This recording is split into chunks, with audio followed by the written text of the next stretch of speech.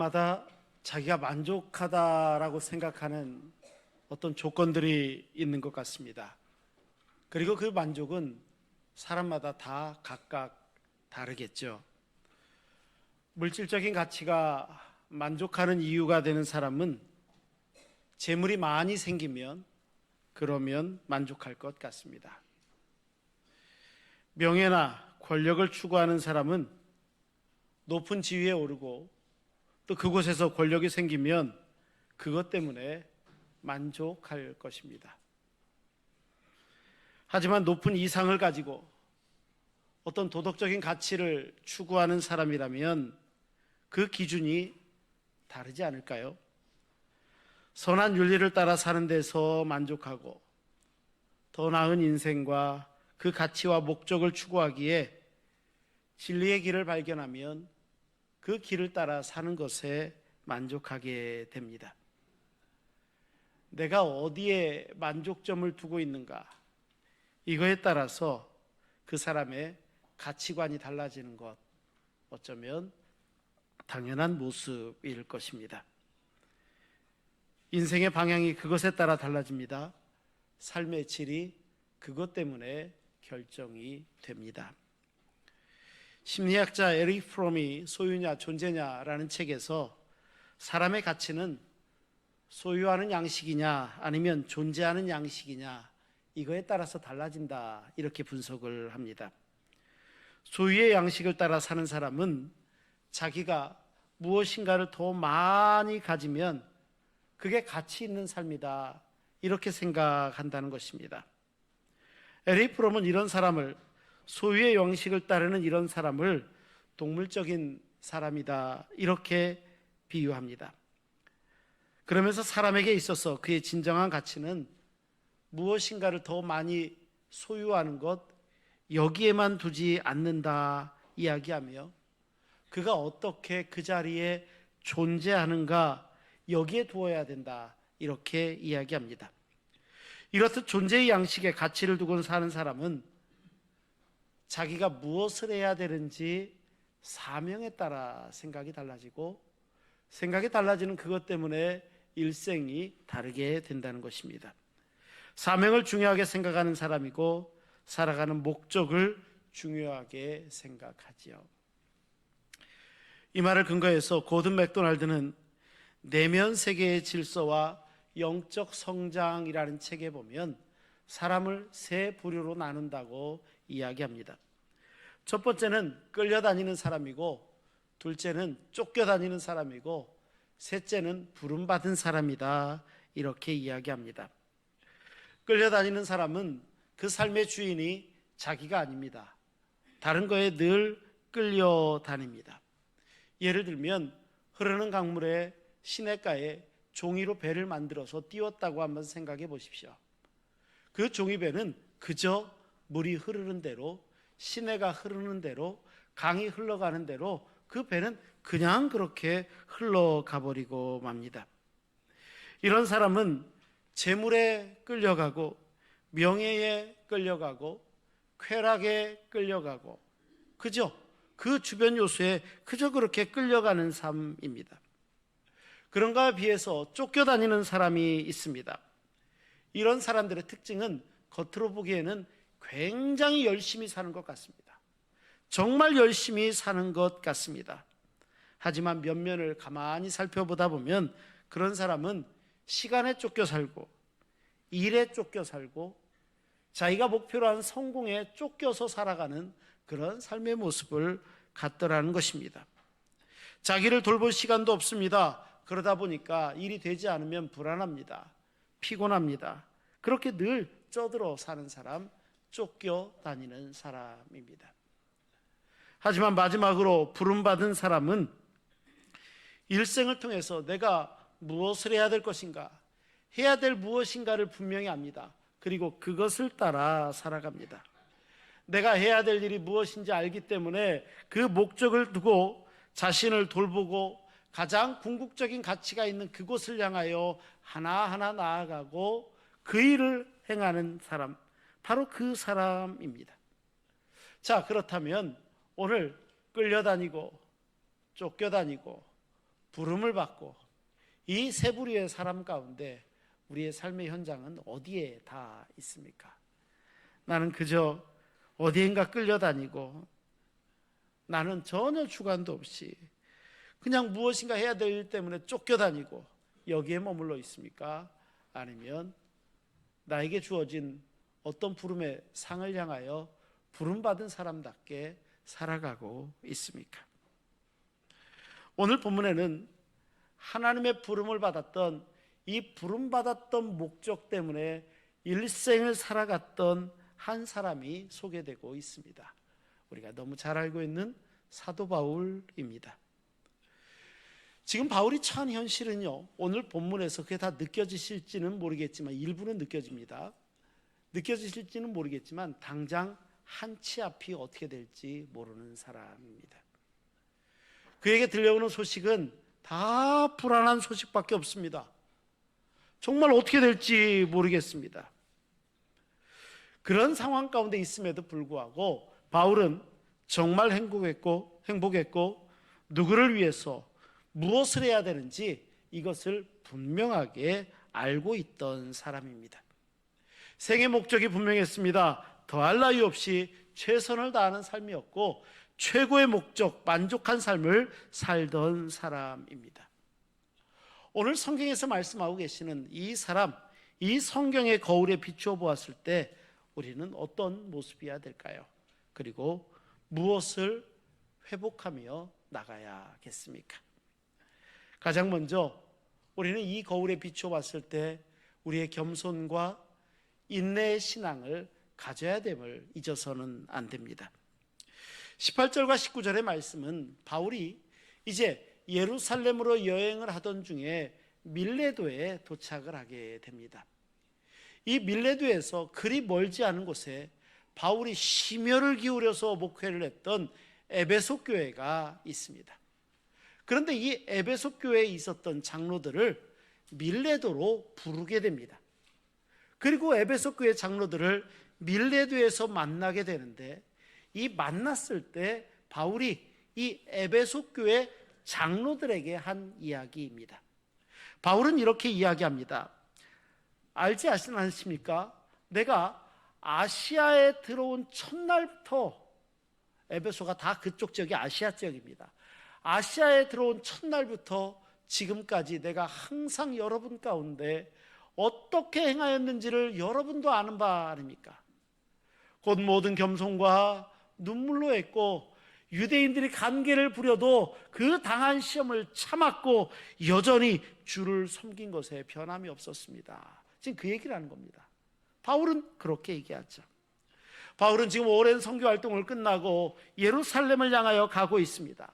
그런데 가는 과정에서 들려오는 소식들이 일반적이지가 않습니다. 왜 이렇게 불안한 소식들이고 소문과 징조가 얼마나 위험한지 바울에게 이야기합니다.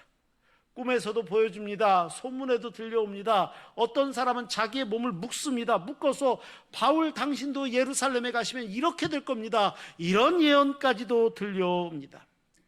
만나는 사람마다 바울을 만류합니다. 가셔서는 안 됩니다. 가시면 큰일 납니다.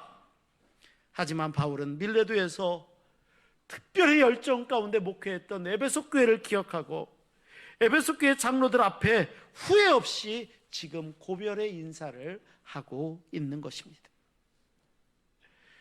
그의 고백을 보면 그의 일생은, 선교의 사역은, 믿음 생활은 부끄러울 것이 없었다는 겁니다. 후회할 것이 없었다는 것입니다.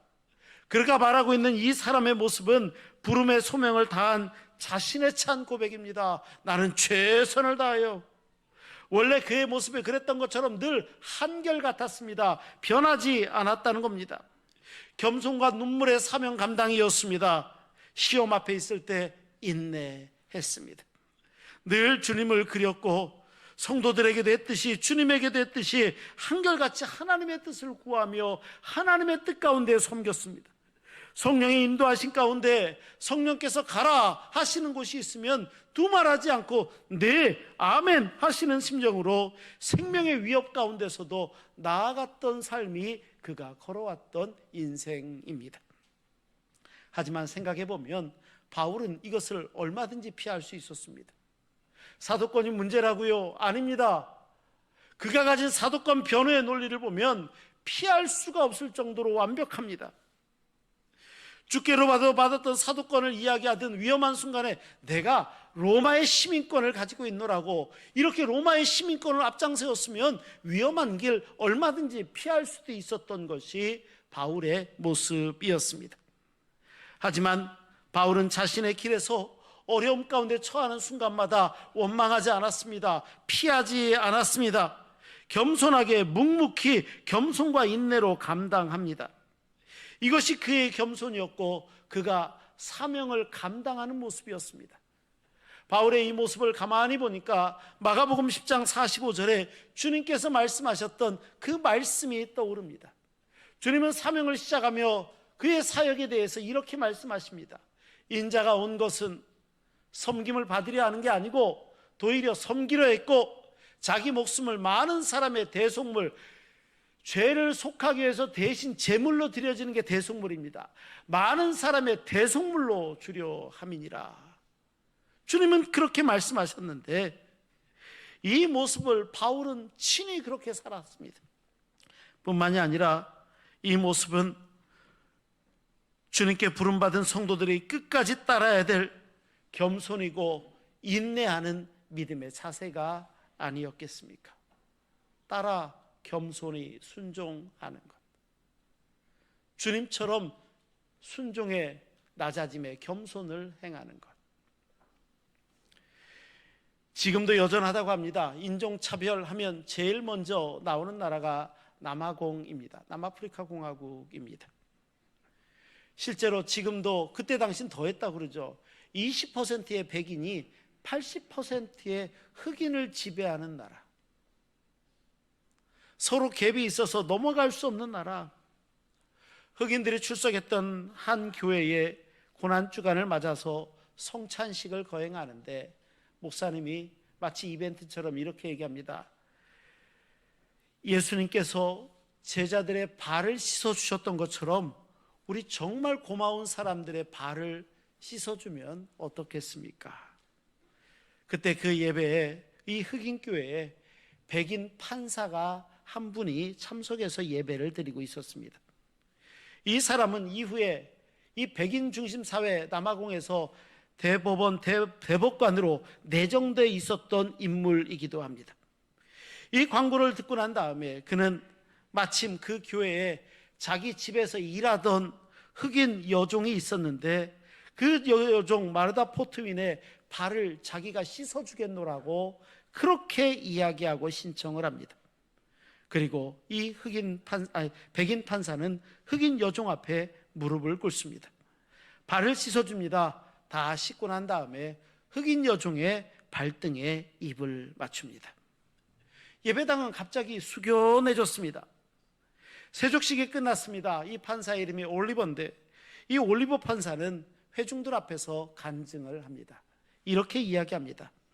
마르다는 내 집 종으로 오랜 세월 내 아들과 딸들을 돌보아 줬습니다. 내 자식들의 발을 씻어준 정말 고마운 사람입니다. 이렇게 발을 씻어줍니다. 그 자리에 있던 사람들 모두가 다 은혜를 받았습니다. 감동을 받았습니다. 얼마나 좋았을까요? 그런데 거기는 좋았는데 문제는 그 다음입니다. 정작 백인 정부에서는 이 소식을 듣고 내정되었던 대법관 자리를 취소하고 판사직까지도 박탈해버리고 말았습니다. 그 일을 함으로 그는 그를 유지하고 있었던 가장 중요한 것을 잃고 말았습니다. 어느 날 이 성시온교회 목사님들과 성도들이 이 대법관을 위로하고자 찾아갑니다. 그리고 위로를 하는데 그 앞에서 이 대법관이 이렇게 이야기합니다. 판사직도 사회에서 내가 얻는 다른 지위도 무덤 갈 때 가져가는 거 아니고 다 그때 되면 먼지와도 같은 것 아니겠습니까? 그럼 먼지가 뭐가 중요합니까? 하나님이 주신 사랑, 하나님께서 명령하신 대로 섬김의 삶을 살아가는 것, 이게 더 중요한 것 아니겠습니까? 담담하게 이야기하더라는 것입니다.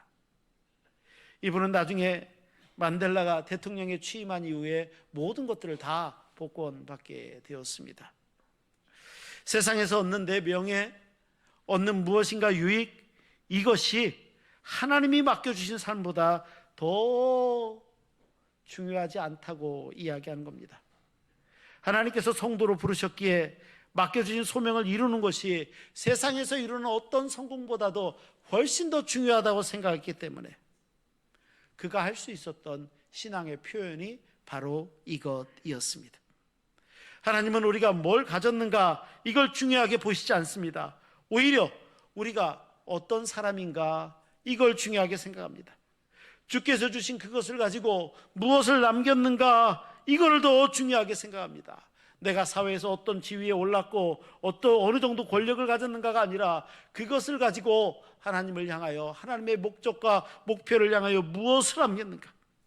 중요한 것은 그렇기 때문에 우리에게 주님 닮은 온유함이 있고 겸손이 있었는가 이게 중요한 것이고, 그 온유와 겸손의 신앙으로 우리가 살아가는 모든 삶의 영역, 가정, 학업, 직장, 사업 어디에서든지 우리는 하나님의 뜻 가운데 무엇을 남겼는가 이걸 더 중요하게 생각한다는 것입니다.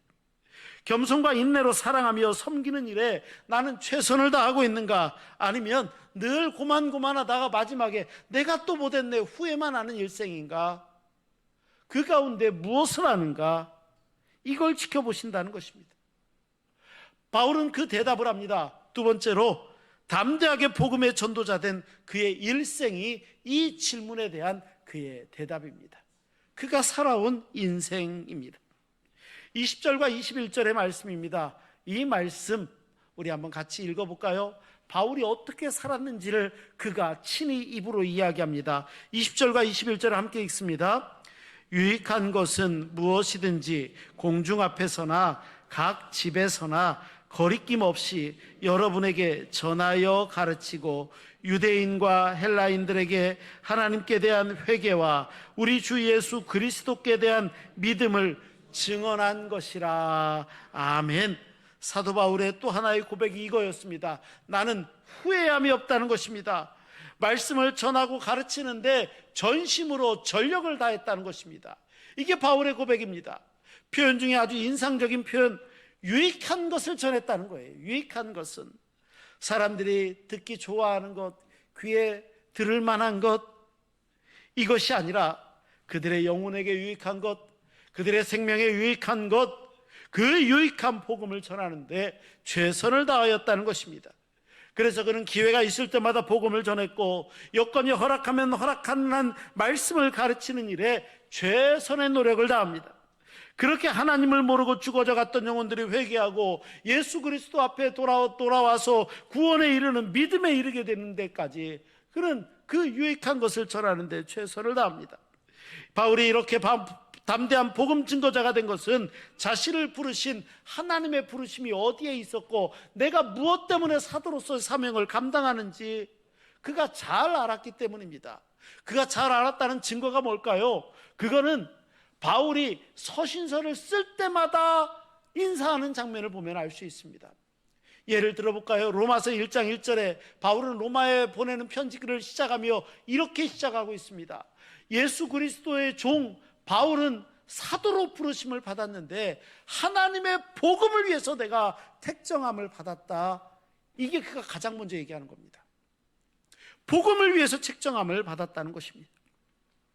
바울은요, 자기가 왜 부름을 받았는지 압니다. 바울은 특별히 그가 정확히 알고 있는 건 자기가 유대인이었음에도 불구하고 유대인을 위해서 부름받은 게 아니라 나는 이방인을 위해서 부름받은 사람이다, 이 사실을 잊지 않습니다. 그리고 이방인 복음을 위해서 목숨을 겁니다. 최선을 다합니다. 유익한 것만 전하는 게 아니라 그는 유익했을 뿐만 아니라 거리낌 없이 정했다. 방금 우리 같이 읽지 않았습니까?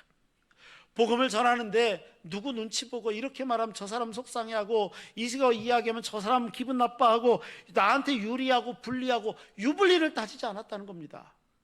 복음을 전하는데 최선을 다합니다. 어느 순간 복음을 전하는 이것 때문에 내 자리가 좀 이상해지고 다른 사람에게 손가락질 받을 것만 같고 우습게 여겨질 것만 같고 손해나 고난이 있을 것만 같고 이런 것 따지지 않았다는 겁니다. 거리낌이 없이 담대하게 복음을 전했다는 겁니다.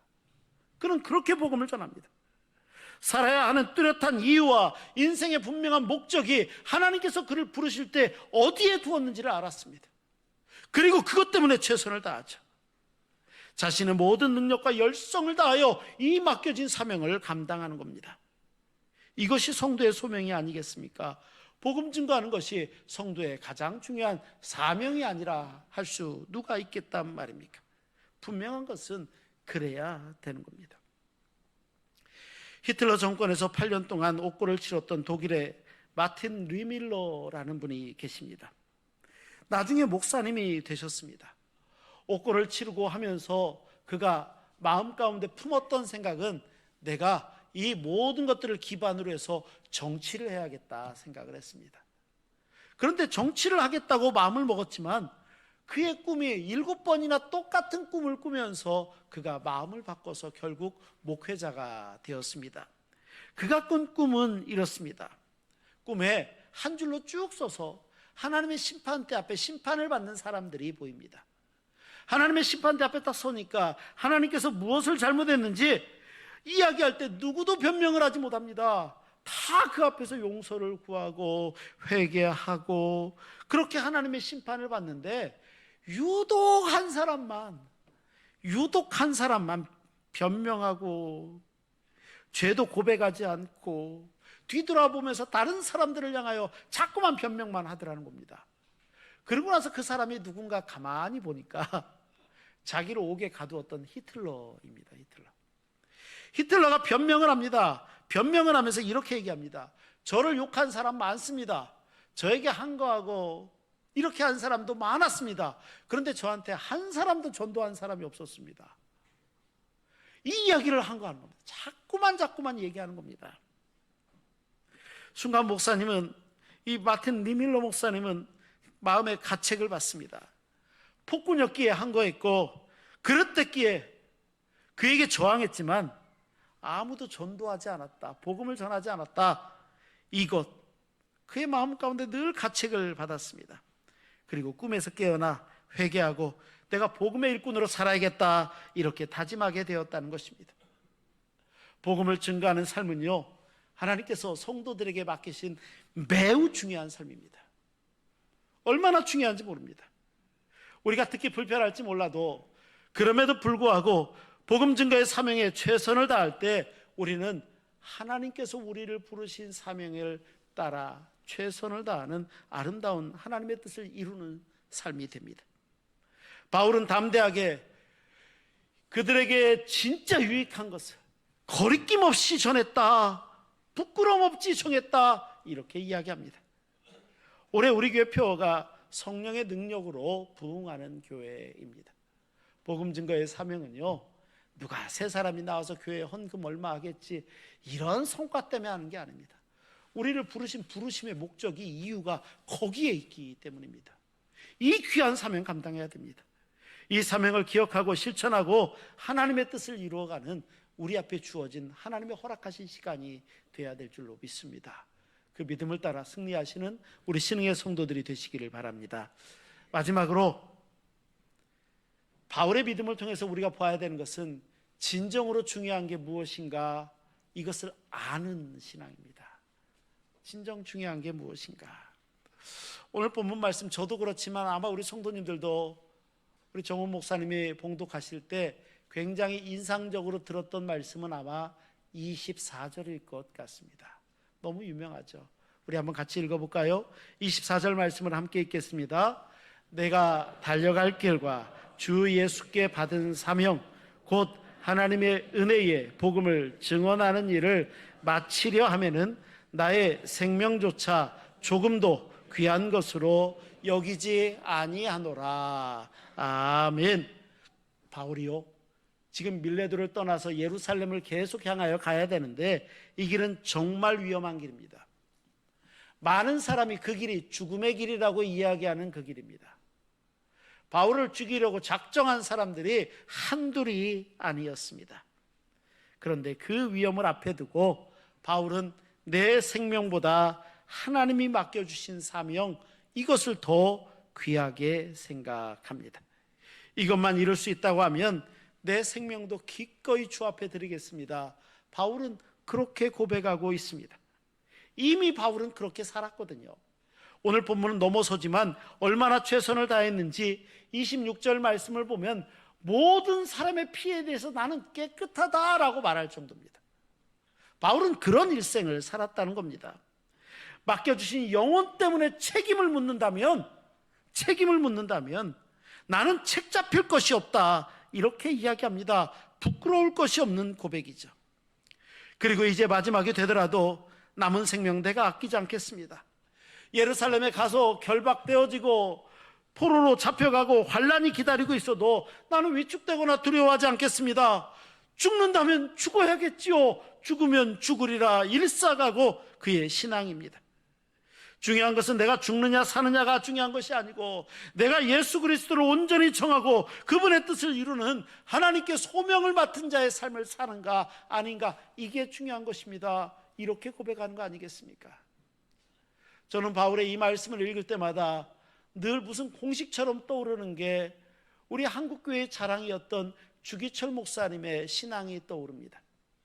주기철 목사님은 신사참배하지 않았다는 것 때문에 3번이나 큰 옥고를 치릅니다. 3번째 옥고를 치르실 때는요, 정말 생명의 위협을 느낄 정도의 옥고를 치릅니다.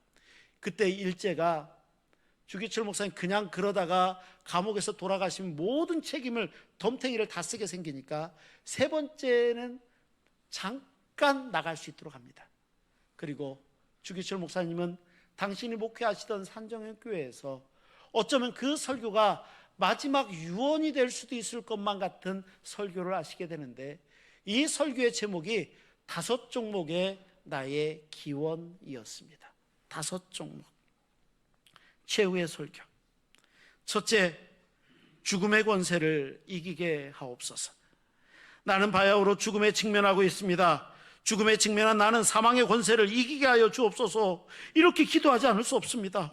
오 주여, 이 목숨 아껴 주님께 욕되지 않게 하시옵소서. 나의 사랑하는 산정현교회 사랑하는 교우 여러분, 그리스도의 사람은 살아도 그리스도인답게 살고 죽어도 그리스도인답게 죽어야 됩니다. 주목사 죽는다고 슬퍼하지 마십시오. 나는 내 주님밖에 다른 신 앞에 무릎을 꿇을 수 없습니다. 두 번째, 장기간 고난을 견디게 하옵소서.